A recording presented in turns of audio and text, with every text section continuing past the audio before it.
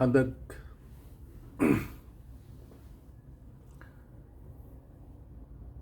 गोकुल मागी नुपी बोनी माई नुपी मेरीकॉम माई मपुरोब असमायना broken family को असमायना broken family ma'am थोरकपसे मसी अतई करीदगिसु नते like हेतबगी नते cell पाइदबगी नते मसक थीबगी नते अदुगा मखोई पुंसीदो नुंगाई याइफदबगिसु नते मसी अतई करीदगिसु नते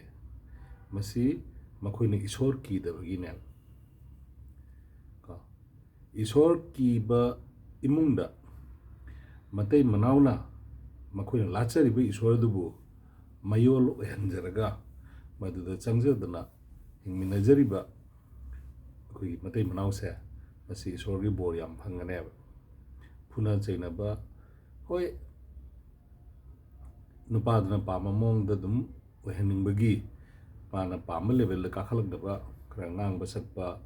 aduga chaiba thangba asidi matai manaw haisidi chafu yan da su thangna lebada makhon thoi haidna matai manaw khana chaina ba khara thokpasidi nungsina bagi khudamni hena phagana bagi akoi khongthang amani adumoina mak nupa mana polngai degi lejariba mayumduda atopa nupi amabu puraga yum panminaraga aigi yumda puraba midubu mana torture tawni ngami aina chahi halli ai nangi na puroibani male dominant society gi nang ai apamai makhada leigadawni haidna phuna chaina tawba khotba singsida khara makhaidi jum thaina mamangi ahalaman sing phunarami adumoina mak haujiki gyan tarba matam sidadi phuba chaiba haisi kitang koi khantaningai oire adumoina mak phurure kholure haibase mimang thokthringai gidi kesu kaide adu mimang thoklagadi ain gi midyeng haiba musulai aduna koi asigumba singsidagi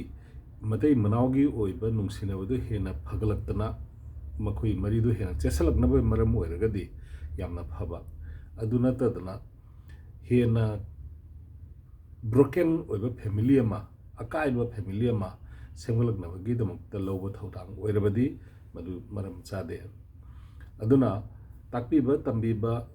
gochaiba thangba awatpa menthanaba masi khudingmak saunaba khonaba punamsu loina welcome ni adu poklakngaidagi chawjarakpa mayum thadoga nanga yum panminarane na laga midu ai apambagi thakta oide haibagi damakta aina pamba singdu dama lepa ngamde haibagi damakta maidi khoi medical yobagi sangda natragna psychiatric ki manaktai chatpa yabagi sangda admain tawnabasidi masidi khara makhaidi hagmalliko aduma leire aduna aigi mamangai su aina yam toina haijaba nupi macha sing chahi nauna yum panbigano number 1 chahi nauna yum panbigano isagi senthok lambi ama leitri fawa yum pangano madu government gi obi yai lanai gi obi yai nangna yum pange hairabadi nasagi senthok lambi ama leijanaba honabiyo haudik matam sida nupa singsina usitri se magi nupi singsibu minai gumna wakhan khalli se masi se nupi singlugi senthok lambi leitabada gisuni ko adubu senthok lambi leitaba nupi singbu nungsi chanana hekta yumban punsi marida akoigi toro khodanana life partner punsi khongloi oina chanminariba nupa singdo madu singdu gyan tarba nupa singni ko madu nataba senthum khara pairaga अदैदी मसक मतौ खरा film मूर्ति खरा फरगा तैगी मिमांग खरा मागी popularity खरा फंगगा मागी नुपी अगांग सिंबु उसित थोइदना तौबा हाइसे मसिसि अतै करिदगी सुनतेबको खैगी ईश्वर मसक खंगदबा ईश्वर कीदबा ईश्वर दगी लापथोरकबा असिदगी ने मियबगी पुगनिंगना मियबगी लौसिंगना अइ मक ngaire हाइबगी वखनचे नोंगो नोंगो वांखलकपदगी ने matai manau sing maitai gi matai manau sing da akhoi gi matai manau lainari ba mayam sing sida पुन्ना लाई खुरमिनबा क्या खग यावगे पुन्ना शास्त्र पामिनबा क्या खग यावगे पुन्ना अखोइगी लाइसंगदा पुन्ना चमिनदना भक्ति तमिनबा क्या खग यावगे पुन्ना ईश्वरगी वा तामिनबा अदुगा ईश्वरगी वा से मिंगोंदा हाइदोकनबा होनबगी चांगसे क्या खग यावगे अदुना थमोइदा ईश्वरगी हाइबदी मतै मनाव अनीगी मरीदा ईश्वर सी लापना लेगिबना सैतान खुदुम चलगा मखोई मसेनी मरक्ता नुंसिनहंदनबगी मरमदो सागरहलगा नखोइगी पुंसिदु ब्रोकन ओइहनमने हौजिगी मतमसिददी अमुकेन्ना ब्रोकन ओइनबई मरमसे नुपीदुगी सेंथोक लंबी लेतबा हाइसे नंगसे मिनाइगुमने अदुना इपुरोइबा हाइना अखोइगी मितै वाहिदा लेरमिसे इपुरोइबा हाइना अइबु लोइबा हाइनी अइसे नुपी हाइबसिना मिनाइगुमनी अदुगा नंगी ननाइ नुबीनी अदुगा नंगना अइबु लोइबीबा सागुम्बा ngaगुम्बा जीव जंतुगुम्बगी मोंगदा नंगना अइबु लोइबीबनी हाइबगी दमते इपुरोइबा हाइरिबनी अदुना मरम मरगा नुपी मचासिंग चही नौना युम पानबीगनु चही नौना युम पानबा मखैगी फैमिली समस्या लेगनी समस्या को के हारगदी ईश्वर की न चटपा इमुंगदा समस्या हंथगनी अदुबु अखोइगी हिंगनरिबा पुंसी सिददी ईश्वर काइसे याम लापचक्रे अदुगा करिगुंबदा नुपादुना मागी पोकनेदगी चाउजरपा इमुंगदुदा अतोपा मी अमबु कौरागा सिदी अखोइ युमनी नंगना सिगा सैदांगबनी हाइबे मोंगदा अइगी अनिंगबगी मोंगदा नंग चटकदबनी हाइबे मेंटालिटी सिदा मागी नुपीबु लोइना बाइसे मतै मनाव कौदे सेम अल्टरनेट तौरगा ओंधोगा मुग येंबिउ नुपीदुगी मयुमदुदा नुपादना मसाई मयुम थादोगा चत्तारगदी नुपीदुना मु अधिकार तौरदी कमाय दौवा अंडरस्टैंड तौगदौनी मयुम थादोगना लाइबा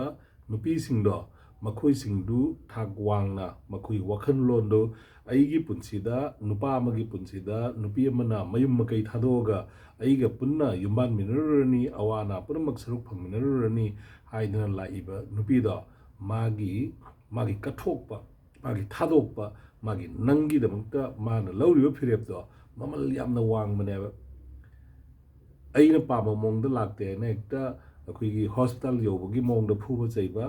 साइकेट्रिक की मनाक चटप याबगी दमक थाकता वखल लौसिंग चोइहनबा असिगुम्बसिंगसिदी गोकुल सोइसनु बोनी सोइसनु मेरी कॉम सोइसनु ईश्वर यावदबा मतै मनावगी पुंसीदा असिगुम्ब सैतान खुदोंग चाबसे लौरगा लैपाक पुंजाव थिन्ना नखोइगी इमुंगी अकाइबा वरिदो लिनागने अदुना इचिनाउसिंग नुपा ओइबसिंगसु सेक्शनबिउ नुपी ओइबिसिंगसु सेक्शनबिउ अदुना अफबा युम्बान पुंसी अमा लैगे हाइरबदी ईश्वर गाथबिउ ईश्वर चंगजबिउ अदुगा ईश्वर कीना चटबिउ पुन्ना ईश्वर खुरमन मिनबिउ पुन्ना शास्त्र पामिनबिउ पुन्ना ईश्वरगी भजन सकमिनबिउ भजन सकपदा ईश्वरगी कीर्तन तौबदा ईश्वर थागत पे इसै सकपदा पुन्ना इमुंग मनुंग थवाय हक्चांग यावना सरुक फंमिनबसे ईश्वरगी बोर यामना लेगनी शैतान से लाप चेनगनी पुनमक्सिना थवायगी मरिदा ओरगा हक्चांगी मरिदा ngana yum panbiganu aduga yum palabadi isagi senthok lambi ama sarkar gi bu oibasu lanai gi bu oibasu senthok lambi ama leiba ngamba ohen ko oibiu haujikan dadi yanaktra nawalo de na mana nawalo de na ngam furi dumaina ko jairi dumaina aisu nang nawalo de thado chapa ngamba gi nupi gi phirep lak gi darkar leire yanangi leini yanadra tokri nawalo de adubu madu अखोइगी कल्चरना अखोइगी नाटना अखोइगी चटनारोलना मधुरी तंबीदे तंबीद्रगदी नुपादुसु नुपीदु फूरगा डॉक्टर यौहनबसिसु समाजना तंबीदबनी समाजना तंबीदब थबक नुपासिंगना तौरगना चुम्मी हाइबा नुपीसिंगना तौरगना लाले हाइबा असिगुम मरै म्यामसिंगसिदगी लाफोकदौनी अदुना इसासे ngak senbagi दरकार म लेरे मतममा पुकनिंगदा थवाइदा वखनदा को यामनमक आइदी मयो लेरमी हौजिक्ति अखोइगी करे हेतरे नुंसीबा अदु अदा मयाम पुरुंगस लोइना हंथरे लौसिंग खरा दरकार ले करम लौसिंग नंगना एगोना फु चै तौबा यादबा नंगना उसित थोइदबा यादबा अदु मगी ꯃꯐꯝ ꯑꯃꯈꯛꯇ ꯀꯥꯈꯠꯂꯛꯄꯒꯤ ꯇꯉꯥꯏ ꯐꯗꯕ ꯂꯩꯔꯦ ꯏꯆꯤꯟ ꯏꯅꯥꯎꯁꯤꯡ ꯅꯨꯄꯤ ꯃꯆꯥ ꯅꯤꯉꯣꯜ ꯃꯆꯥꯁꯤꯡ ꯏꯆꯥ ꯏꯆꯟꯁꯤꯡ ꯀꯣ ꯌꯨꯝ ꯄꯥꯟꯗ꯭ꯔꯤꯕ ꯏꯆꯤꯟ ꯏꯅꯥꯎꯁꯤꯡ ꯑꯐꯕ ꯌꯨꯝꯕꯥꯟ ꯄꯨꯟꯁꯤ ꯑꯃ ꯁꯦꯝꯒꯠꯄꯤꯒꯦ ꯍꯥꯏꯔꯒꯗꯤ ꯏꯁꯣꯔ ꯀꯤꯅ ꯆꯠꯄꯤꯌꯨ ꯏꯁꯣꯔ ꯀꯤꯅ ꯆꯠꯆꯕ ꯅꯨꯄꯥꯗ ꯌꯨꯝ ꯄꯥꯟꯕꯤꯌꯨ ꯑꯗꯨꯒ ꯏꯁꯥꯕꯨꯁꯨ ꯃꯇꯤꯛ ꯆꯥꯕ ꯑꯃꯈꯛ ꯑꯣꯏꯅꯕ ꯍꯣꯠꯅꯕꯤꯌꯨ ꯁꯦꯟꯊꯣꯛ ꯂꯝꯕꯤ ꯂꯩꯅꯕ ꯍꯣꯠꯅꯕꯤꯌꯨ ꯀꯣ ꯑꯗꯨꯒ ꯃꯥꯟꯅꯕ ꯊꯣꯡ ꯑꯃꯗ ꯄꯨꯟꯅ ꯑꯃꯅ ꯑꯃꯕꯨ ꯔꯦꯁꯄꯦꯛ ꯇꯧꯅꯕ ꯃꯑꯣꯡꯗ ꯆꯠꯃꯤꯟꯅꯅꯕ ꯍꯣꯠꯅꯕꯤꯌꯨ ꯊꯥꯒꯠꯆꯔꯤ ꯃꯌꯥꯝ ꯄꯨꯝꯅꯃꯛ